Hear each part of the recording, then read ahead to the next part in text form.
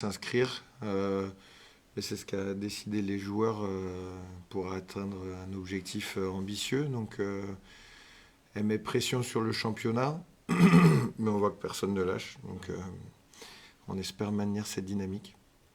Cet enchaînement de matchs positifs, il fait un peu penser à celui que vous aviez connu en fin de saison dernière, avec 4 ou 5 matchs sans défaite, je crois, contre des gros adversaires en plus. Même Est-ce que période. tu vois, avant la même période, est-ce que tu vois des similarités dans la forme physique de l'équipe, dans la confiance qu'elle emmène, ou c'est encore Euh, plus je, élevé? je sais pas. Parfois, d'ailleurs, on ne sait pas, hein, nous, le staff. Je sais pas. Est-ce que ça rappelle l'an passé peut-être? Mais c'est pas la même position. Il y avait l'énergie l'année dernière de s'en sortir, de faire et d'inscrire le club dans le championnat de la Pro D2 durablement. On avait vécu une année encore aussi avant très compliquée. Donc je crois qu'on avait plutôt bien géré avec Alex et le reste du staff cette fin de saison. Elle a été d'ailleurs sans doute le socle de celle qu'on est en train de vivre dans la dynamique, ça avait été évoqué.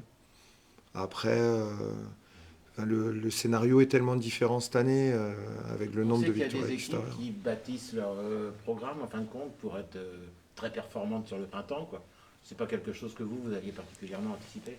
Bah, la prépa physique, oui, dans le scénario d'avoir le plus de fraîcheur en fin de saison.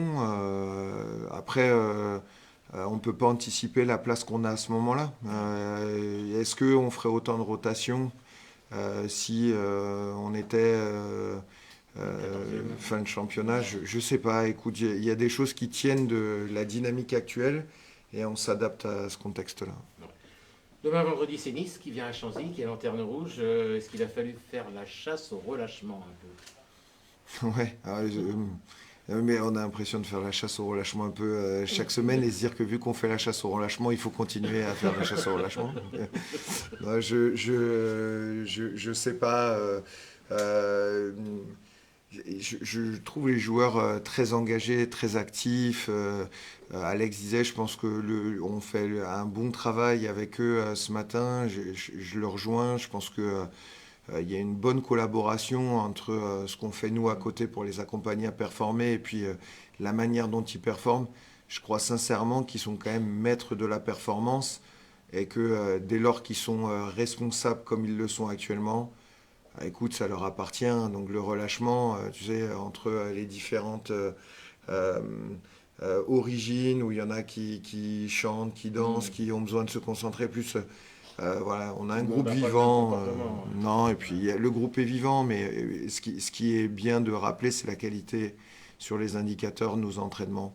Ouais. Quand ils sont de bonne qualité, ben, ça permet de structurer avec plus de contenu et ce qu'on a envie de mettre en place sur le vendredi. Il ne faut pas qu'il y ait une certaine euphorie qui se mettent dans les esprits non plus, quoi. Mais nous, on découvre en fait, Ouais. enfin, à C'est ce Angoulême, que on dit n'a Franck. jamais vécu ça. Vivons-le et rappelons à tous ceux qui veulent bien l'entendre qu'on est en train de découvrir quelque chose. Et vous avez le droit d'être euphorique. Ben ouais, euphorique. Enfin, Ah, moi, j'y vois pas trop de tempérament euphorique dans le staff, pour le coup. J'y vois pas trop de tempérament euphorique chez les joueurs. Ils se sont fixés un objectif qu'ils tiennent. ouais. Et nous, on doit les accompagner avec le plus de précision, d'exigence et de rigueur possible à le réaliser. Voilà, point barre. Après, le reste, Nice est capable de faire d'excellentes choses. On ne prend pas ce match du tout à la légère.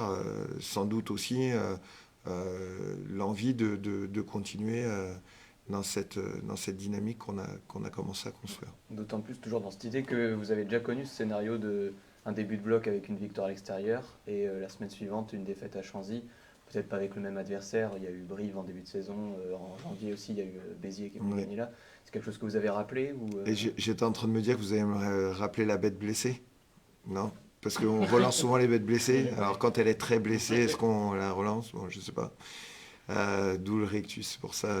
Non, écoute, euh, vu qu'on découvre et c'est vrai que je vais me rappeler et répéter pardon, cette dynamique dans laquelle on est. Je crois qu'on a envie de vivre minute après minute, match après match, une vraie réalité, et de le construire. La chose la plus importante qu'il va y avoir, c'est notre entame de match. Voilà. Et on est concentré là-dessus, et dans le comment, plus que dans ce qui va se passer à la 20e ou la 30e. C'est un nouveau scénario à laquelle on devra faire face et s'adapter. Là, ce qu'on peut contrôler, c'est la manière dont on va engager le match, et on est focus là-dessus. Sur des choses un peu plus concrètes du terrain, qu'est-ce qu'il faut craindre de cette équipe de Nice? Elle est très joueuse, elle a une excellente conquête. Mario Taverna fait un très bon travail. Franchement, quand je vois ce qui est fait à Nice sur la conquête, bravo. Voilà. Ils ont eu des largesses défensives en début d'année qu'ils ont corrigées là. C'est très difficile de faire une transition, on l'a connu, de la nationale vers la Pro D2. Ils ont beaucoup de recrutements d'annoncés, un nouveau projet, donc ça amène certainement des perturbations et aussi de l'enthousiasme. Je ne connais pas l'état d'esprit au club et on est focus sur nous, mais on voit aussi que leur projet prend en consistance et donc qu'il faut évidemment se méfier d'une équipe qui a souvent été proche à l'extérieur de faire des exploits ou même qu'ils les ont fait. Donc, c'est très serré le classement. Manu me disait hier, sauf accident, on peut considérer qu'il y a 7 équipes pour les 6 places. Vous allez regarder déjà Biarritz-Montauban ce soir d'un œil attentif et vous suivez un peu ce qui se passe sur les autres terrains ou pas du tout? Oui, avec une planche de charcuterie, il faut vraiment que tu me rappelles ça, parce que oui, il y a ça. C'est pas Je très passe bon, un message. Mais c'est pas grave, tu sais, nous, le lendemain, on mange pas beaucoup, ni le soir, ni truc, donc c'est le repas le plus important pour nous, les coachs, la veille, sinon on est un peu noués. Non, oui, on va le regarder évidemment, surtout que Montauban passe à côté à domicile sur son dernier match, face à une équipe de Brive dont on peut aussi envisager une montée en puissance. Quand on voit le résultat de Provence au VRDR, il y a sans doute une deuxième place à aller chercher. Ils vont se batailler aussi sur cette deuxième place. Troisième, tu veux dire? Comment? Troisième peut-être, non? 2-3, parce que Grenoble... Tu penses que Brive est encore dans la course à la deuxième place. Et deuxième, Brive actuellement, quoi. Ouais. Non, mais il y a une course à la 2-3e Ouais. place, je parle dans le temps, à la dynamique. Grenoble ne sera pas rejoint. Et donc derrière, ça se crante sur la demi-finale directe. Ouais. Voilà. Mais non, on va regarder les équipes et ce que font les autres. Je vous assure, ça va vous paraître bizarre, mais on a tellement construit notre mentalité à être centré sur ce qu'on fait nous et ce qu'on peut maîtriser que, oui, ça dépend des autres. Oui, parfois, comme le match de Montauban, ça nous avantage. Mais ça, c'est des coups de dés, quoi. Ce qu'on peut maîtriser, c'est le match de demain. De l'extérieur, on a été assez impressionné de l'intégration express de Mamoudou Maïté, qui a joué contre Grenoble fin de bloc dernier, 5 jours après être arrivé du Stade Français.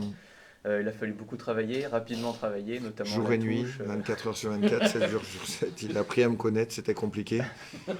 Chez lui, en plus, sa chambre d'amis est vraiment pas très grande et j'ai pas toujours très bien dormi, mais c'est pas grave. Non, en fait, ça a été une intégration facile, mais comme je considère avec le reste du staff toutes les intégrations, ils ont vraiment une équipe qui vit ensemble. Donc en fait, ça facilite. Et je crois que l'équipe la plus performante, au-delà d'avoir une finalité commune, c'est celle qui s'engage dans le développement des autres. Ils sont vraiment engagés au fait que les uns et les autres performent. Hier, ils avaient une séquence de lancer en extra avec la Blast Academy. Il se trouve que Pachi est mentor dans la Blast Academy et que Mamoudou arrive comme jeune joueur et fait partie de cette structure. Et en fait, c'est Pachi qui corrigeait Mamoudou et Mamoudou qui corrigeait Pachi. Voilà, et il y avait Reine de l'autre côté qui corrigeait György et György qui corrigeait Reine. Et est-ce que c'est pas là, en fait, la richesse de ce travail-là, dans la capacité d'apprendre à travailler ensemble avec rigueur, précision et le plaisir que ça génère d'avoir les résultats collectifs quand chacun respecte sa tâche et sa place. quand on parle du top 6, vous ramenez souvent les choses au stage de pré-saison à Buja comme acte fondateur. T'as un souvenir de quoi de ce moment, toi? Est-ce qu'il y a quelque chose qui t'a marqué? Au stage de Buja? Ouais. Ouais. Oui, il y a un truc qui m'a marqué, c'est que il y a les joueurs qui ont exposé les avants, qui ont exposé le totem. Et il y en a un qui a pris une pièce et qui a fait comprendre aux trois quarts qu'un avant c'était quand même dominant, même si c'est des aigles. Voilà, donc je me souviens de ce moment-là où ils ont affirmé que cette année ce serait des Eagles et ça m'avait fait beaucoup rigoler, quitte à ce qu'il y en ait un qui a un petit torticolis le lendemain. Donc voilà, on a dit faut freiner, mais il y a des gens qui se sont un peu imposés. Et après, la discussion qu'on a eue avec Gauthier, parce que c'est un moment où il y a beaucoup de cohésion, qu'elle soit sur le bien vivre ensemble et la dynamique que ça lance pour l'équipe, puis le côté comment atteindre des buts communs. Ils ont lié les deux très vite. Et quand Gauthier a pris la parole, nous on s'est regardé en disant ah, oui, enfin, bon, ouais, c'est bien d'aller chercher un top 6. Je lui dis régulièrement, t'es pas loin de le réaliser, lâchez pas. Donc maintenant, c'est ayons bien la boussole dans la main et gardons le cap. Voilà. Est-ce que tu prends parfois le temps d'observer le chemin que toi personnellement et puis en parallèle le SA15 aussi avait parcouru depuis ton arrivée il y a quelques années? Bah, c'est l'histoire en fait, on la vit. Moi, enfin, ce qui m'a questionné quand je suis arrivé ici, c'était l'ADN du club. Je crois qu'on peut pas faire contre nature avec le projet initié par Didier et Jean-Jacques et tous les gens qu'il y a autour d'eux, Jean, Gégé, et j'en passe. Pour qui j'ai et de l'attachement et beaucoup de respect. Ils sont toujours là derrière nous, cette ambiance familiale qui fait que de ce club, je pense vraiment, et évidemment ça existe ailleurs, mais un club singulier, pour pas répéter atypique, mais je l'ai quand même répété. Donc voilà, et puis de manière plus personnelle, j'estime qu'on apprend beaucoup auprès des joueurs. Je leur dis souvent que là où vous êtes, où ils sont le meilleur, vous êtes meilleur que moi. Mon rôle, c'est de réussir à vous associer, à créer de la complémentarité. C'est plus des joueurs en formation. C'est des mecs qui ont, s'ils en sont là, passé des fils, du talent. Et en fait, ce que je suis aujourd'hui, c'est la richesse de cet environnement-là, de tous les croisements qu'il y a eu, de Souti, de personnes comme Younes qui m'a beaucoup apporté sur la mêlée, des gens qui, Robin Copeland qui était irlandais, Quentin Witt, enfin international irlandais, Quentin Witt, et puis évidemment, le disant j'en passe, et évidemment d'autres joueurs qui ont marqué, Olé Avei, puis on continue d'avancer, puis ceux qui ont cet héritage continuent de en fait le partager aux autres. Et évidemment, le sentiment de maîtrise. Joueurs, alors aussi. Mais enfin, après, chacun fait. Ouais. Moi, je suis un entraîneur qui considère qu'ils ont cette richesse-là et qu'il faut pouvoir l'optimiser. Ce qui m'intéresse, c'est de développer leur capacité à agir. Leur apprendre à faire une passe, ça fait longtemps que je le fais Ouais. plus. Ça me passionne toujours d'aller voir ce qui se fait en école de rugby, chez les jeunes. La réalité, c'est que là, il y a des mecs qui ont un niveau extraordinaire. Donc se nourrir de ce qu'ils font eux et de les amener à s'engager, à être responsables du projet, c'est sans doute, pour moi en tous les cas, la meilleure manière de les amener à devenir performants. Ouais. En plus, ils sont quand même engagés dans ce qui les motive. Donc si on fait quelque chose et on voit l'actualité malheureusement où bah, ça fonctionne pas très bien et qu'on n'a pas un président qui nous soutient, on a quand même aussi, tu parlais de l'évolution depuis toutes ces années-là. Didier nous a toujours, notre président nous a toujours soutenus dans les moments de crise. Et aujourd'hui, on profite de plus de sérénité. Il y a un back-office qui travaille hyper bien, dont on parle pas beaucoup, mais j'en profite pour voir aussi toute l'évolution qui fait qu'aujourd'hui, on en est là. Ils bossent pour nous sans relâche, que ce soit sur le partenariat. Il y a d'ailleurs un commercial de plus maintenant aujourd'hui. Travail de Mathias, d'Antoine. Hugo, Baptiste, Christelle, tout ça, c'est pour nous, Émilie, c'est des gens qui travaillent avec nous au quotidien. Et je crois que cette famille, qu'on est au sens large au SA15, eh ben, on a tous grandi ensemble et aujourd'hui, ben, on a toujours envie, pour reprendre l'expression de Guillaume, d'être ambitieux tout en restant humble. Donc son expression est sous copyright. C'est l'humilité n'empêche pas l'ambition. Voilà. J'espère qu'on a cette fibre qui a toujours été celle du SA15 depuis que Julien Layarl est arrivé. Et ce projet constitué jusqu'à aujourd'hui avec Alex et toutes les personnes qui construisent le projet et les résultats d'aujourd'hui. Tu parlais de famille, Tanguy. Alors, hors rugby, on a découvert dans les colonnes de la Charente Libre que ton épouse Ninon cartonnait sur son site de brocante en ligne. C'est vraiment une femme de bon goût. Est-ce qu'elle est responsable de tes coupes de cheveux? Non, alors, elle m'a vu faire un truc un peu bizarre une fois où c'était vraiment rasé sur le côté comme les joueurs ont. Elle m'a dit t'as envie de reprendre à jouer au rugby à Barbezieux, t'es sympa, mais tu vas pas me faire non plus des coupes de jeunes comme ça.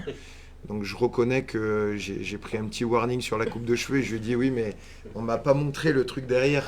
Tu sais, j'étais pressé, donc j'ai vu que de face. J'ai pas fait ça. C'est compliqué. Voilà. Bon, merci pour le clin d'œil, Eric, pour elle, mais ça marche plutôt bien de son côté. Et puis, je dois reconnaître que on se voit trop peu pour que ce soit conditionné sur l'approche capillaire, en tous les cas, avant que j'aille. Je vais toujours d'ici vers la couronne, donc elle me briefe pas avant. Non. Bon. Merci, Tanguy. Avec plaisir.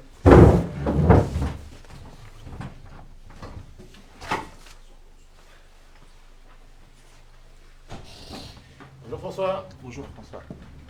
On s'était vu il y a quelques semaines, tu as un français parfait, donc pas d'inquiétude à ce niveau-là. Ouais. Tu as vécu ta première victoire à l'extérieur avec le SA15 à Mont-de-Marsan vendredi dernier, le partage avec les supporters, le cadeau du président, la fameuse carte dans le vestiaire. C'était des bons moments? Oui, c'est forcément des bons moments quand on peut gagner des matchs à l'extérieur comme ça et partager surtout avec les supporters qui se sont déplacés jusqu'à Mont-de-Marsan. Tu sens un vrai attachement, justement?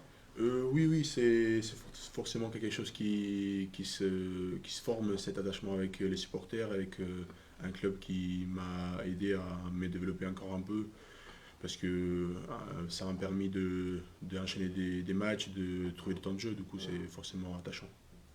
Après cette nouvelle victoire à l'extérieur, l'essentiel, c'est de ne pas se prendre l'épée dans le tapis ici face à Nice, c'est de confirmer. Oui, forcément. Ce qu'on s'est dit, c'est de faire le résultat à la maison après une victoire à l'extérieur, parce que si on n'arrive pas à gagner après une victoire à l'extérieur, ça ne sert pas à grand-chose. C'est quelque chose que vous avez dit dès la victoire vendredi soir, ça est très vite... Je pense, oui, on a vite basculé après la victoire. On est rentré, on s'est bien reposé. Après, quand on est rentré pour l'entraînement lundi, on s'est bien focalisé sur Nice, et on s'est dit qu'il faut quand même enchaîner une victoire après cette bonne victoire à l'extérieur. Tu as connu le stade Michelin à Clermont, c'est chaud, c'est bruyant. Ouais. Chanzy, c'est beaucoup plus petit, mais on la ressent l'ambiance quand tu es sur le terrain. Quelle était ta première sensation? Oui.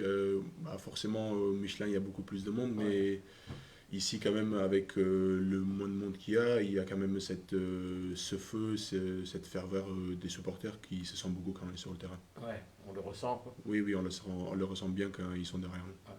Pour revenir à tes premiers pas ici, tu es arrivé en début d'année, en prêt, donc en provenance de Clermont. Comment ça s'est passé l'intégration? On en parlait avec Tanguy qui parlait de Mamoudou. Toi aussi, ça allait très très vite dans ce groupe. Oui, c'est un groupe qui t'aide beaucoup à t'intégrer très vite. Ça va vraiment facilement. C'est pas un truc à laquelle j'ai trop pensé. J'ai pas eu peur de ça, parce que dès que je suis arrivé, les joueurs ils étaient très accueillants, et du coup, même sur le terrain, ça s'est vite fait. Il y a des joueurs que tu connaissais auparavant? Non, pas forcément. Juste, j'avais joué un peu contre Zamora en espoir, mais pas vraiment de personnes. C'était des connaissances de rugby, quoi. Ouais. Donc, vous avez eu le temps de faire connaissance. Oui. Tu avais connu que 3 feuilles de match avec Clermont quand tu es arrivé. Tu nous l'avais dit, tu étais venu chercher du temps de jeu. Tu es satisfait du coup sur ce qu'on te propose? Ouais. Oui, c'est forcément un truc que je pense. Je suis satisfait du temps de jeu que j'arrive à trouver. C'est un truc qui me plaît, parce que j'arrive à enchaîner des matchs, ou même quand j'enchaîne pas, tous les 2 matchs, je peux jouer. C'est un truc qui forcément m'aide à me montrer un peu plus et à mettre en valeur mon style de jeu. Ouais. Parce qu'on a un style de jeu qui s'associe bien à mon propre style de jeu, avec beaucoup de jeux avec la main, d'attaque. Du coup, c'est forcément un truc qui me plaît bien. Tu parles de ton style de jeu et tu définirais comment ton style de jeu? C'est quoi tes qualités premières? Bah, je pense que mes qualités premières, ça serait le jeu avec le ballon. Déplacer le ballon, essayer de trouver d'espace avec le ballon. Si c'est pas pour moi, c'est pour les coéquipiers. Et mettre l'équipe dans l'avancée et après pouvoir enchaîner le jeu avec les avants ou les trois quarts. Mais c'est essayer de trouver cette vitesse de jeu et après on peut marquer derrière. Sur tes titularisations, tu as été associé avec les 3 autres centres qui sont dispo en ce moment, Mathis, Georges et Arthur. Est-ce que tu peux expliquer s'il y a des choses qui changent en fonction de avec qui tu es associé? Oui, ça change un petit peu, mais après c'est des adaptations qui se font facilement parce que de toute façon à l'entraînement on change souvent de partenaire tous les jours. Du coup, oui, ça change un petit peu, mais pas non plus énormément. On sait que chacun a ses qualités. Et du coup, j'essaie de m'adapter un peu à leurs qualités, essayer de le mettre en valeur. Comme Arthur, c'est un joueur qui va très vite, qui est très bon dans l'espace. J'essaie de faire arriver le ballon à lui et lui faire la différence. Je vous demandais, est-ce que alors tu es italien, tu m'avais dit que tu étais d'origine sud-africaine aussi un petit peu. Oui. Tu as des modèles, des références, elles sont italiennes, elles sont sud-africaines, elles sont françaises? Ouais, j'ai pas vraiment un joueur type parce que quand j'étais petit, je regardais beaucoup l'Afrique du Sud avec mes origines avec mes parents. C'était un truc qu'on faisait tout le temps, du coup c'était un Alors, peu on sait que les centres sud-africains, c'est Ouais, c'est épais quand même. ouais. Et du coup, c'était un peu tout le monde. Après, quand j'étais jeune, j'étais pas que centre, je faisais 10 arrière. Du coup, c'était un peu les trois quarts de l'Afrique du Sud. Mais aussi en regardant les autres équipes comme les All Blacks avec des trois quarts incroyables. Mais du coup, non, il n'y a pas vraiment un joueur type. Tu n'avais pas une idole quand tu étais petit? Pas forcément. Non. On va finir en parlant de l'Italie, du tournoi. Il y a un joueur qui impressionne en ce moment en Italie, qui est à ton poste aussi, c'est Tommaso Menoncello. Est-ce que tu le connais? Est-ce que tu as peut-être pu côtoyer quand tu étais dans les rassemblements avec l'Italie? Et est-ce qu'il t'impressionne aussi? Oui, c'est un joueur impressionnant. C'est un joueur qui fait tous les matchs, il fait la différence. Il met l'équipe en avançant. Du coup, je pense que ça serait très facile de jouer avec lui parce qu'il faut juste lui donner le ballon. mais oui, j'ai pu le côtoyer quand j'étais avec l'équipe d'Italie cet été. C'est un joueur humble, il n'a pas la grosse tête. Il est là pour travailler, il travaille toujours dur. Et du coup, oui, c'est un joueur avec qui j'aimerais bien jouer. Il va signer en top 14, non, je crois, non? Non, il est encore à Ah, non, 13. c'est son collègue, c'est Brex, qui Oui, va c'est signer à Brex Toulon qui signe à pour Toulon. la Ouais. saison prochaine. D'accord. Il y a la concurrence au centre. Bon, on va pas revenir sur ce match du tournoi, François. On va pas. Ouais. Ah, on va rester là. Oui, Je me souviens plus du score. oui, c'est ça. Allez, merci. Merci.